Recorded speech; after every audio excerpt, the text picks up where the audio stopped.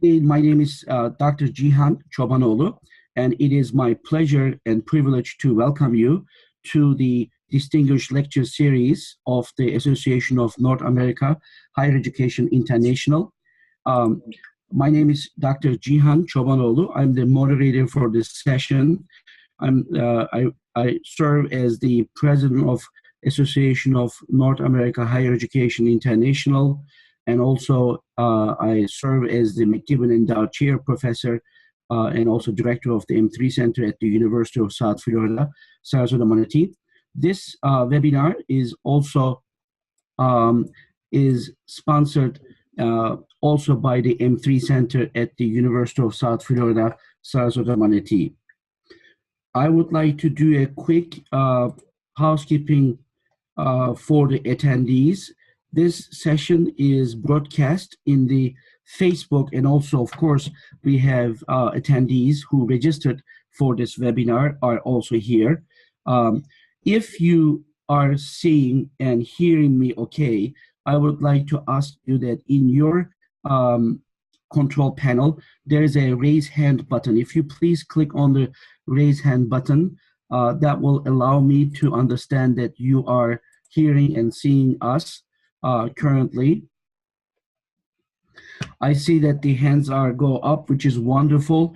I also would like to remind our attendees, thank you so much for doing that.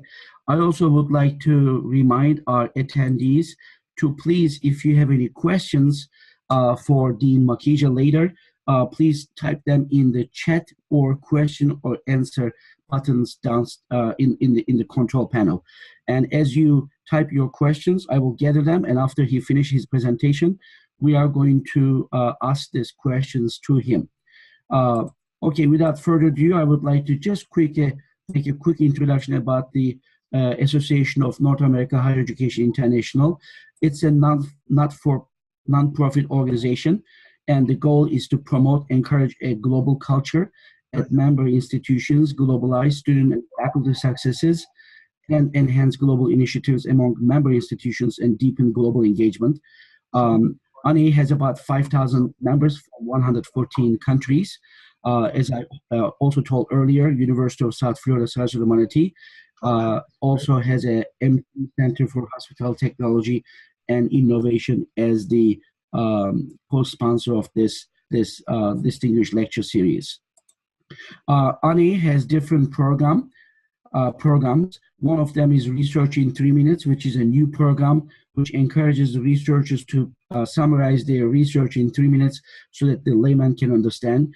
We also have Visiting Scholars Program, partnership programs, journals, 2 journals, IBA Journal, and also the Journal of Global Education and Research, have several conferences. The next conference, as you can see, Global Conference on Education Research, that's coming up in Las Vegas in April. And we also have the Global Conference on Business and Economics that's going to take place in June 4 to 8 at the University of South Florida, Sarasota Manatee. Also has awards, and of course, this distinguished lecture series that we see here. You can see all the previous and future webinars from anahei.org/webinars address.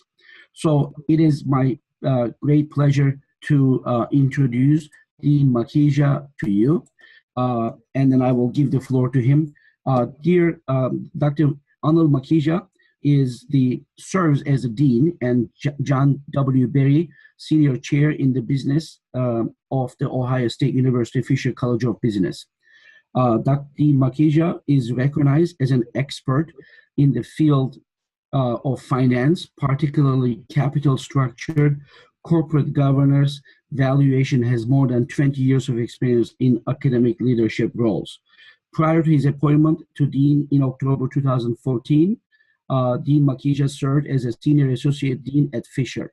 He has served on the faculty of the Business College since 1998, and he has held the Dean's Distinguished Professorship and the David A. Wismiller Professorship of Finance. He chaired Fisher's Department of Finance and served as an Associate Dean of Executive Education Programs, where he was responsible for the development of Fisher's top-ranked Executive MBA program.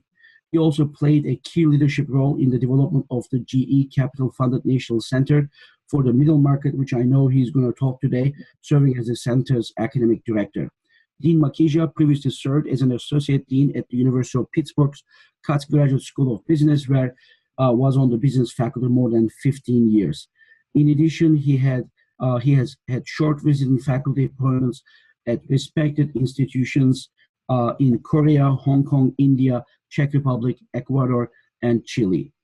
Dean Makhija is a widely published and highly respected researcher, as well as the winner of numerous teaching awards, including the Alumni Award for Distinguished Teaching and the Pace Setters Daniel Westerback Teaching Excellence Award, the highest teaching award bestowed by, respectively, Ohio State and Fisher College of Business.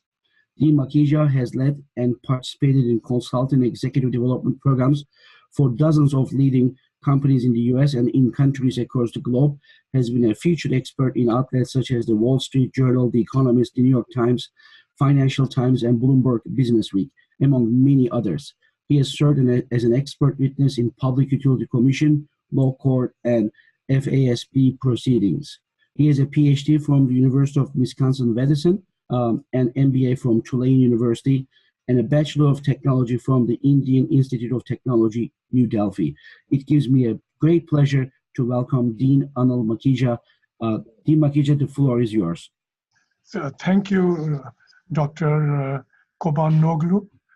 Is everything all set for me to proceed, or Yes, please. Yes, the floor is yours, Dean. Yep. Yeah. Thank you very much for this opportunity, and delighted to welcome your audience to this conversation about the middle market. So why don't I jump straight into the middle market? At this point, I'm just wondering if everyone can also see the PowerPoint that I have up. Please start share the screen, and then we are going to see it. Share screen. Is perfect. That good? Okay, perfect. Now we can see it. We can see you, and we can see the slideshow. Yep. Wonderful. Okay, so let me begin by first again thanking ANAHEI and of course Professor Kobanoglu for this opportunity.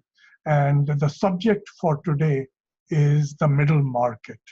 Now, even though the conversation today will be about the middle market in the United States, because I will rely on data from the National Center for the Middle Market, which is located here at the Fisher College of Business at the Ohio State. I will also refer to the importance of the middle market all over the world. So let me begin right away about the middle market, and I will see. Okay, so the Middle Market Center at Fisher started out in 2011. And I point that out because soon I will be sharing data with you, and you will see that the data that we have available sort of goes back only up to that point. At the time, GE Capital had approached us at Fisher College of Business to partner with them in developing a center on the middle market. And that's what we did. But subsequently, as you might be well aware, GE Capital has itself left the middle market space. So at that point, starting about almost 2 to 3 years ago, we developed new partners, and they are SunTrust, Grant Thornton, and Cisco. And they are the chief sponsors of the Middle Market Center here at the Fisher College at the Ohio State University. So just a little bit to give you a sense of the various kinds of data that I will share with you in a little bit. The center produces data and events and activities in 3 different, shall I say, buckets. The first is it conducts research. Second, it does a lot of outreach. And finally, it does events that are related to helping students, kind of talent-related events. So I'll come back and say more about these three broad categories. But first, of course, the question that must be in everybody's mind, what is the middle market and why bother? So if you look at the landscape, we are all aware of small firms, and we are very aware of large firms. In terms of the Small Business Administration, the SBA, that is formal advocacy for small firms. And incidentally, and these are part of the kinds of studies that the center has done, there are almost 6 million small firms in the US. Now, what are small firms? We have sponsored a definition, which is that firms with revenue 10 million or less are small firms. And this definition is not written in stone, but it comes from our observation on what I might call small-like behaviors, about which we will talk more about later again. So 10 million and less small firms, and there are roughly 6 million such firms. Where am I getting this data from? Again, I refer to the work done by the Middle Market Center at Fisher, and where that comes from is that they looked at the census data produced by, of course, the US government. So that's the small side. What are large firms? Firms with revenue 1 billion or more are large firms. And there aren't that many large firms. I will say order of magnitude, we are only talking about 2,500 or so large firms. Now, if that's counterintuitive for you, think about the neighborhood, the area that you live in, and ask yourself, how many firms are there that have more than $1 billion of revenue? And that's very, very small. So across the country, such size firms are only a few thousand. So these are the two ends. What is missing between the 10 million and the 1 billion is what we call middle market size firms. So this group of firms, which by our count is only about 200,000 firms. So in terms of the numbers of firms in the economy, the number of middle market firms is only 200,000 out of the 6 million plus the 3,000 other firms, which are the small and the large firms. So we are talking, roughly speaking, only about 3% of all firms in the economy. And so today's seminar is about those 3%. Now, let me tell you right away why those 3% of firms in the whole economy are so important. They are important because these 3% of firms explain 1/3 roughly of all private sector jobs. This is one of the findings of the center.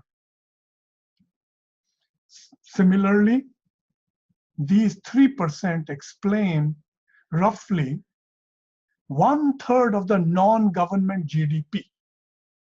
So this is a very important segment of the economy, but you don't hear very much because you hear about small firms and you hear about large firms. And that's okay in its own way because small firms deserve attention and large firms deserve attention. But it's the middle market that you don't hear much about. Why do you hear so much about large firms? And by the way, they deserve attention. There's 6 million of those. And the large firms, they deserve attention because they play such an important role.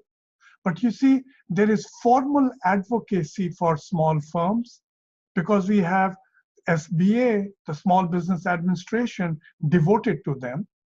And we hear a lot about the large firms because they have deep pockets, they're in the public eye, they give data to the SEC. So we get data on from the SBA on the small side, we get data from the SEC on the large firms. And by the way, in the middle, where these 200,000 firms are, only 3% of the economy, but 1/3 of the private sector jobs, 1/3 of the non-government GDP, we don't hear much about them because these are privately held firms by and large. By the reckoning of our center, we are talking about roughly we are talking in terms of, you know, these firms being privately held, some 80 to 85% of them are privately held firms. So we don't know much about them. So this center is devoted to understanding what is happening to these small firms and to these middle market firms. And I want to go over the kinds of data that are available. Now, let me also tell you right away that, you know, given that we are only here together in this webinar for about an hour, I'll only be able to talk about some aspects. But if you're interested, all this information is available from our center on the web. So and it's very easy to remember the location, the link. Towards the end, of course, I'll show you that link again, but it's called Middle Market Center, one word, middlemarketcenter.org. And if you go to that website, all the various things that I'm about to point out to you are available there.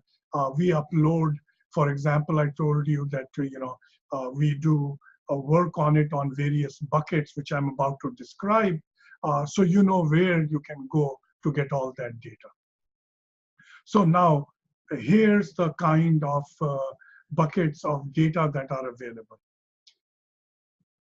The center does research, but it does research in multiple types. So, for example, it does a middle market indicator. So this is done every quarter. So you can imagine now that we have 6 years or so of the middle market indicator done every quarter. And so what does the center do? It goes and surveys every quarter 1,000 middle market managers. And time permitting, I will show you the latest middle market indicator, which covers, by the way, employment in the sector, middle market sector, revenue, investment, and looks at the kinds of problems, challenges held by the sector. So in looking at revenue, investment, employment, it asks these 1,000 middle market managers, what did you experience in the previous 12 months? And then it also asks them, what are you expecting in the coming 12 months? So as a result, you can cut the data by the geography, by the different industries, by the size sector within the middle market, because, by the way, 10 million to a billion is a very large territory. So what the center does is it actually cuts the data from the small side of the middle market to the middle and to the large. So all the data is available also from 10 million to 50 millions, and from 50 million to 100 million, and finally from 100 million to a billion. In the 10 million to 50 million, you can expect the so-called small-like behaviors, going from 50 to 100 is like the core of the middle market, and then you go from 100 to a billion, there you begin to see large-like behaviors. So one of the research that that it does, and I'll hopefully show you some of this, is looking at the middle market indicator. The second thing what the center does in terms of research is when it does this survey, it tries to also find out what are the challenges, the topical issues that are relevant at this point in time. And doing so, then it goes and does applied studies. And in doing the applied studies, it reaches out to the experts for those particular areas. So they are collaborations. So we've collaborated with The Economist, with the Milken Institute on the cost of capital, with Brookings, Brookings on globalization, with NAM, the National Association of Manufacturers, on advanced manufacturing, with the AMA, the American Marketing Association, on marketing associated issues, etc. So it does all that. And by the way, there are some areas in which has focused more of its research than other areas, of which we have discovered are the important challenge areas in the middle market, on talent and people, on growth and innovation, on customer focus, on finance and governance, in operational excellence. And again, if you go to the website, all these applied flagships are available on the website. Finally, oh, by the way, also regional studies. So even though I talked about the middle market indicator for the US as a whole, there are studies on Ohio, for example, and others like that. And finally, the other kind of research which is also available at the website is in looking at long-term fundamental. So the center has financed academic studies as well. And of course, Fisher faculty has been active on it, but these grants are available across the country, across the world. So we have had faculty from University of Chicago, from Duke, from Columbia, from Maryland, from Minnesota, University of Minnesota, participate in doing studies on fundamental issues as well. So these are the buckets where, in terms of research. But as I told you, we also do a lot of outreach. So a lot of attention given by policy people on small firms, and because of their deep pockets and lobbies on large firms, not so much to the middle market. So we have helped, working with the ACG, create a middle market congressional caucus, which has 9 Republicans and 9 Democrats. And periodically we go to the Hill and we provide updates for policy issues on where the middle market is on various issues. Now, we do not take a partisan view on this, but rather provide information, etc. So we also do executive education programs, because in a bit I will point out to you that middle markets are different from small firms and are different from large firms, that they have their own unique issues, and therefore it is worth looking at those middle market aspects in the context of middle market issues and problems. Finally, we also do some industry cluster courses at Fisher where students come in. And now I am also turning to the last part about talent development as well. We also do the what is called the Fisher Invitational Case Competition. And this is done typically for the Big Ten schools across the US. So, we're talking about, Wisconsin, Minnesota, Michigan State, etc. And we do it typically on a live firm. So by which I mean that, we go to a firm and we write the case on the firm. So Bravo Brio is a chain of restaurants, they are middle market. And so we wrote a case about what their challenges, etc. were. And then students come in from across the Midwest more so than anywhere else, and then they work on those cases. So what I've tried to give you is that data and information is available far more than what I'll be able to cover, but now you can go to the middlemarketcenter.org, the various categories that I told you about, and let me now move more into the specifics of the middle market itself.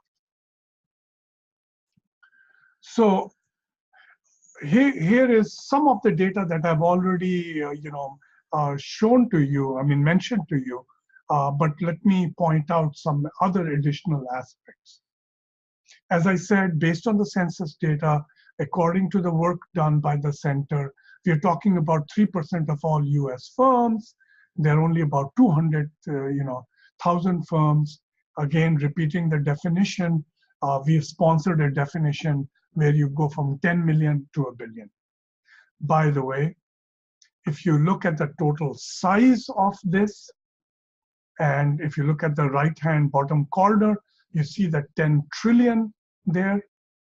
Well, that size of economy makes the US middle market by itself like the 5th largest economy in the world if it were a country by itself. So, you have the US, you have China, you have perhaps Japan or India. So those are the 4th. 5th would be the US middle market, and it's after that that you would get to Germany. So we are dealing with a pretty large market, and unfortunately we haven't known that much about it. And the reason we haven't known much about it is for the reason I told you, it's mostly privately held. Private equity owns a lot of it, and there are a lot of family-owned firms, so that only less than 15% or so of the firms are actually publicly traded, which then have to give data to the SEC, etc.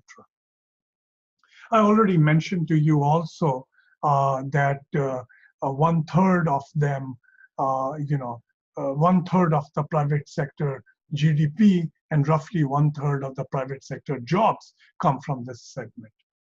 And by the way, in a typical year, and this is not just true for 2013, it has been growing in revenue, creating a lot of additional revenue.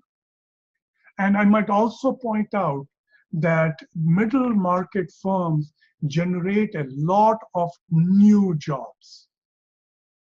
Now, I know small firms, we all know, create a lot of jobs.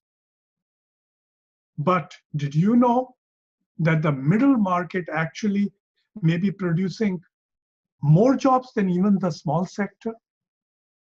So for example, in 2014, looking at that kind of data, what we have discovered is that, and this is not true just for 2014, I've seen data for other years which is comparable, that the middle market created 60% of all new jobs.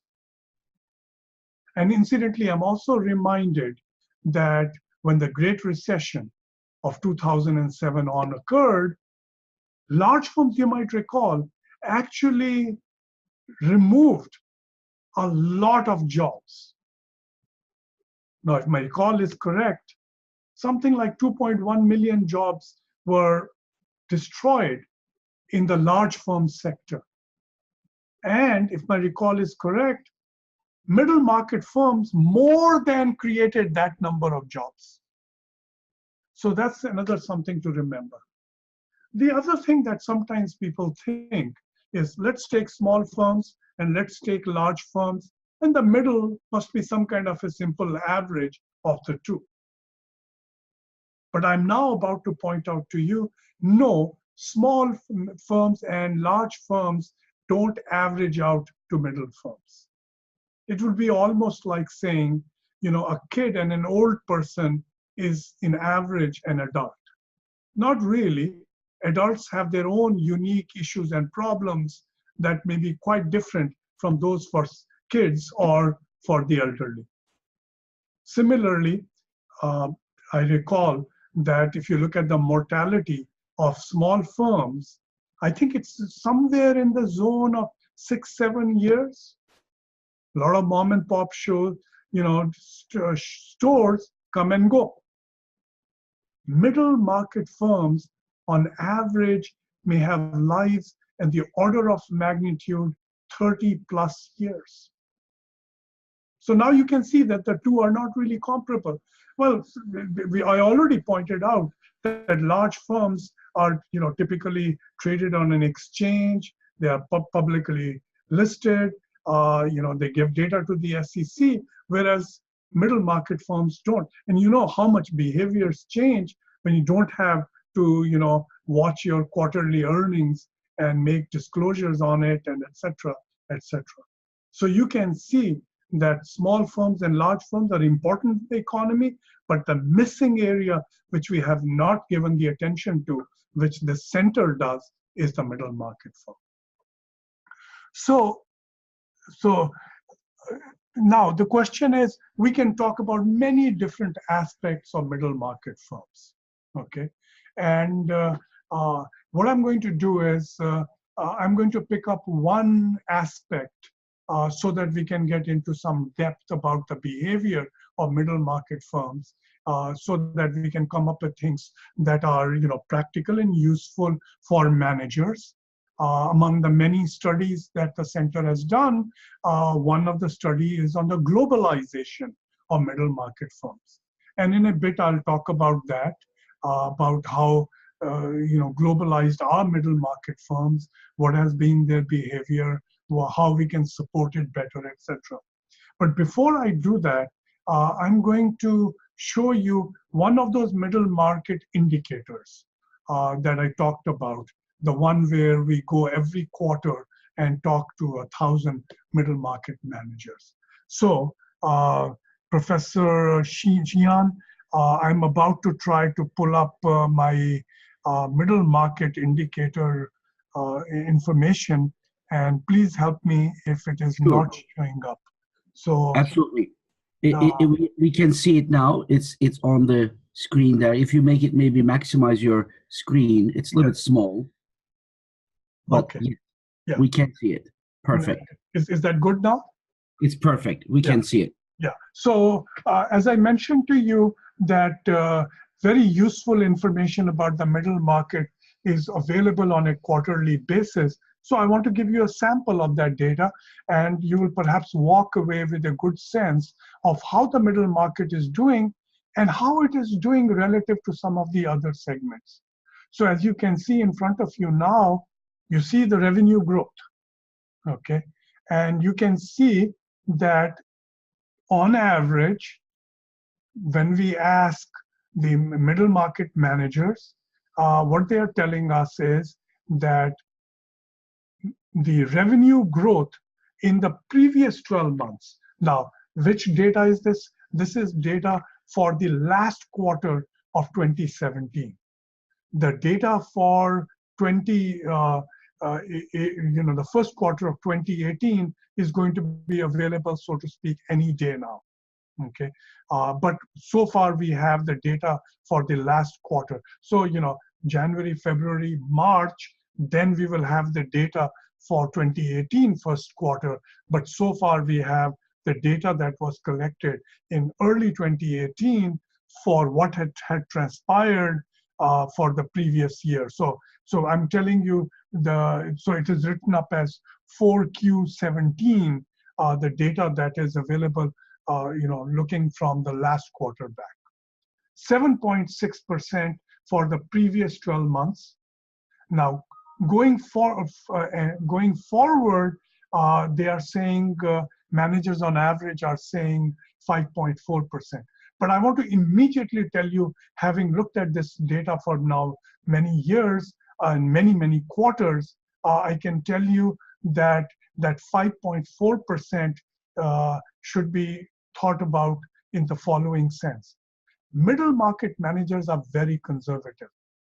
So when they look forward, they always make a prediction which they are likely to beat. So if you had gone back to the third quarter of 2017 and looked at what was the prediction going forward, you would not have seen the 7.6% kind of things that going forward, that number. So what I'm saying is that 5.4%, there is a built-in conservatism among middle market manager period after period. Now, you want to also compare, what is happening to the S&P 500. So you see the previous 12 months comparable, and what you see is 6.9%. Okay, and so the large firms did not grow as much as the 7.6%. Okay, and and by the way, you can also see that the data for small firms, it's not showing up very clearly, is only 4.4% growth during that period. So, so as you can see, that the middle market actually performed better than did the small firms in a comparable period as well. Okay. Now, I'll also show you employment. And here you see that in the previous 12 months, 5.2%. Prediction, 3.7%. Again, I ask you to be careful about the prediction on the going forward because of conservatism. But that 5.2%, look how it compares. ADP data for that same period, 2.6% for large corporations and only 1.4%. So sometimes I feel that there is a myth that the job creation comes only from the small firms. But as you can see, this recent data, at least in the previous 12 months, that was not how it transpired. Okay, going further, and you know, these data are routinely available on the website. Confidence. So we are here asking middle market managers about their level of confidence. In the global economy, 75% of them are expressing some level of confidence, or whether it is somewhat confident or being confident. So this is their global outlook. And of course, that's pretty impressive. It's no surprise for us. All of us, when we look at the world, we see a pretty confident world, and it's creeping up a little bit relative to the previous and creeping up much more relative to still further back. The national economy, much more confidence on the US side than the rest of the world. And of course, the most important, where they are located. What is confidence in your own neighborhood? And as you can see, they have more. Now, again, I have seen this data repeatedly, and I can tell you that repeatedly we see more confidence in the local economy than the national, than the global. This is some kind of a pattern. And I might also add that middle market firms have more influence in their local neighborhood than they do, of course, in the national scene, or of course, at all in the global scene. So that might also be an aspect. I'm going to see if I can also show you here an answer to a very interesting question. And the question is that if I gave you $1 additional, what would you do with it? And if you look at that, you'll see that 16% of the firms say that we'll hold it as cash. So that's a very kind of a risk-averse perspective. Or we might put it in some short-term, investing. That's 15%. So 31% are basically holding on to it. Okay, but that of course means that the rest, 69% of them are going to invest it. So a number where the investment is in the order of about 70%, 69, 70%, shows that there is a tremendous investment perspective. And again, you can look back at the data, and I remember that there were days when it was not so optimistic. And you can also see where they would hope to spend it, whether it is in people or in technology or in IT, and so on and so forth, capital expenditures, acquisitions. You can see what the perspective going forward is. So I wanted to give you this data before, as I said, I take you back to the presentation where I'll pick up one specific problem and then talk about that. So let me also watch the time because we are at 3:42. And before I jump into, how can middle market firms get growth? What are their practical challenges, etc. So I'm going to quickly run you through this so that there is time for you to ask questions. But I'll be happy to return to some of these slides. This is a study that we did first with The Economist, then with the Brookings Institute, and let me show you what we found. So there are many, many reasons why firms should be engaged with the world, and that exporting, there's a great case to be made for exporting. You know that the US economy, when optimistic, grows only 3 to 3.5%. On the other hand, China, even when it's slow, grows like 6%. India is growing 6+%. So there is a lot of growth elsewhere. And the question is, are we going to let that go by, or can we participate in it? Also, can you push your products to be world-class by offering it in the global market? That's a reason to participate. And perhaps in doing so, maybe it will strengthen your internal capabilities as you compete abroad. A method for growth for your product and services. You may find new sources of supply for yourself, or you may become a supplier to others. This could be part of your strategic options.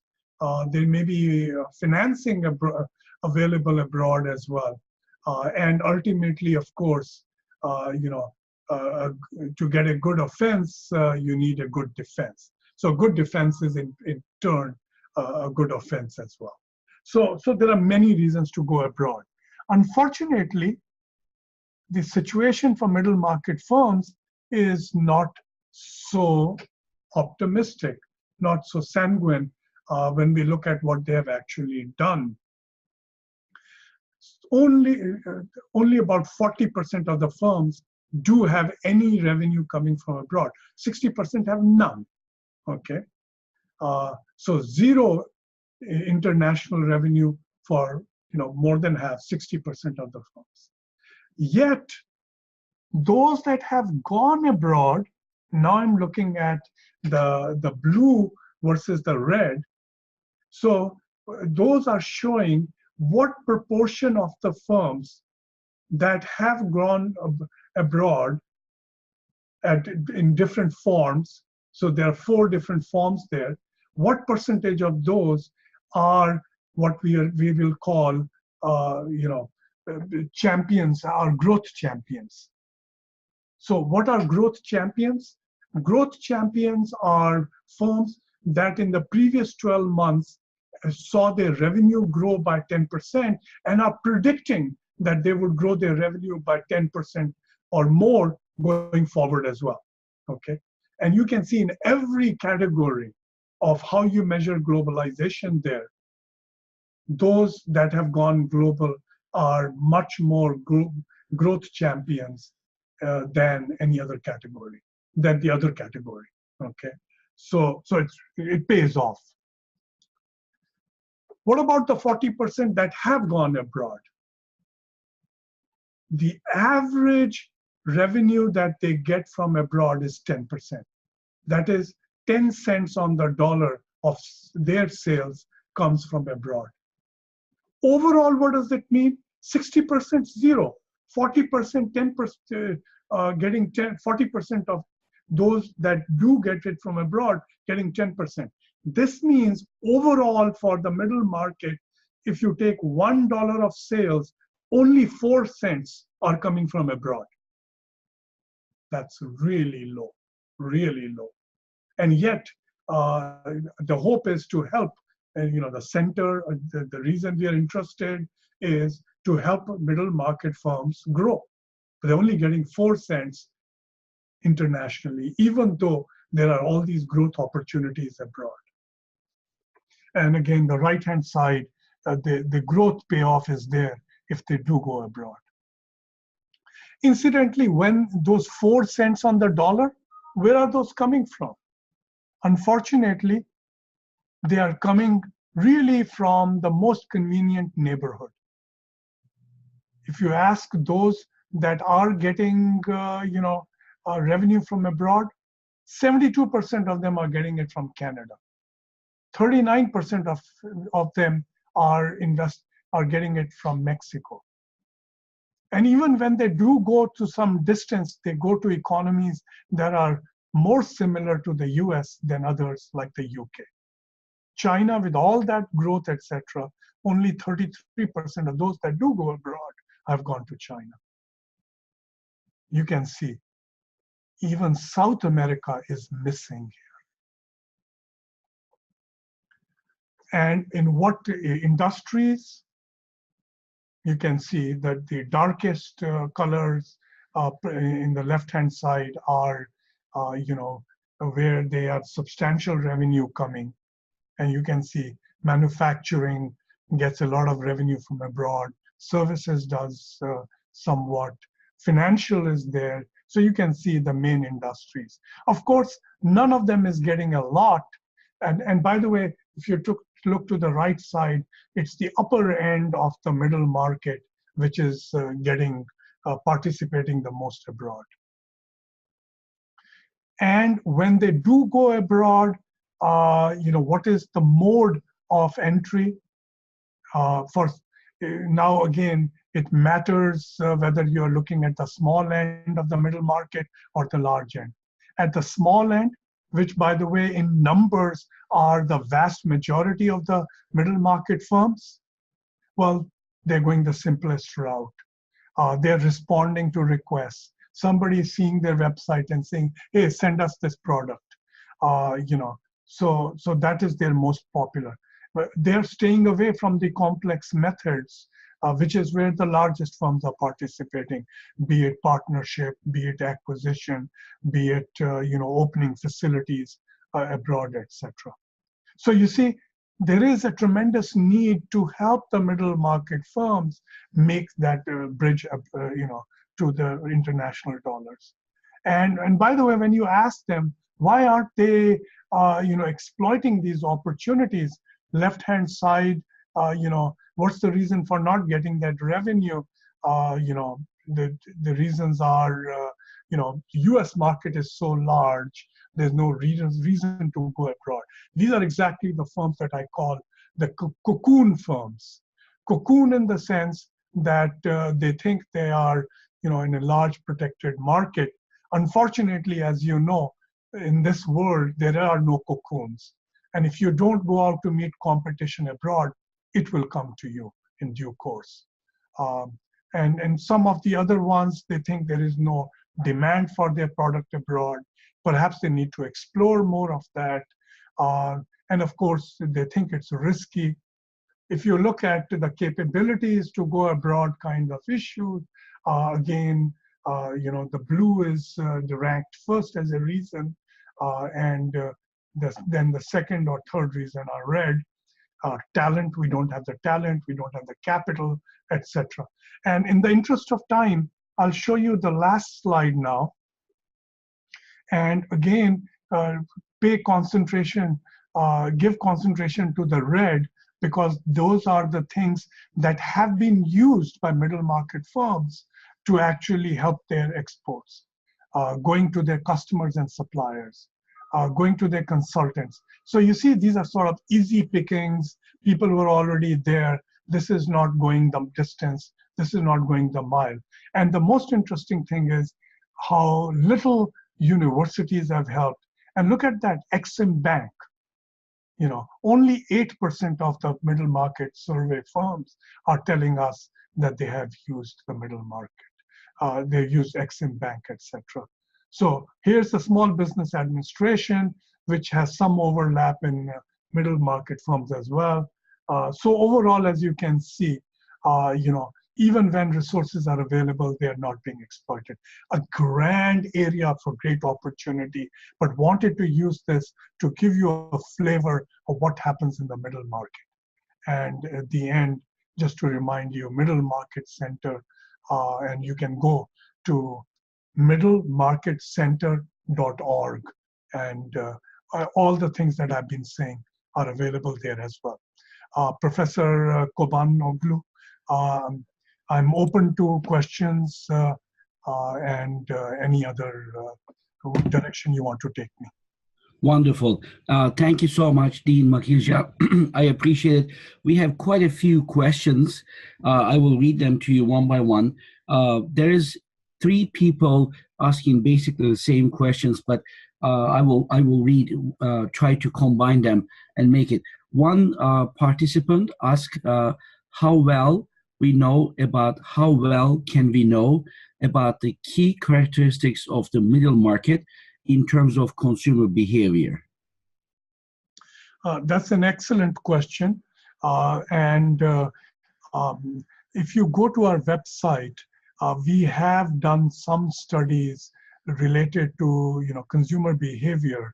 And what I will tell you is that small firms and large firms deal with these kinds of challenges in different ways. So let me put it this way: how close do middle market firms get to their customers? In one study, and I'm trying to recall the exact title of the study, what we found is that those middle market firms that claim that they are able to be relatively close to their customers also show that their rates of growth are markedly different from those of others. So yes, we have some information which I will send you to our website to look at those specific studies. Perfect. And we have one more question. Do you share raw data about the middle market? Yes. From the center. Yeah, so the center has, so all these middle market indicators that I'm telling you, when they are put up on the website, they come with a lot of detailed information. So for example, how much investment occurred in different sectors, that is part of the disclosure. Yes. Wonderful. Great. We have some more questions, Dean. One attendee have said that I am a young researcher. What are the main research themes in middle markets? So I guess he's trying to seek some guidance from you in terms of some of the research areas in this particular market. Yeah. So let me take you back to in the beginning when I was describing how the center operates. I can also tell you that the focus areas of research for the center, that is, typically these are areas where the center has funded research, belong to talent and people, growth and innovation, customer focus, about which the question was, finance and governance, and operational excellence. So these are areas in which the center has been eager to get more work done and has supported. It has done its own flagships, and it has also funded out people outside. And of course, on the website, there is also a place which tells you how to apply. Wonderful. Thank you.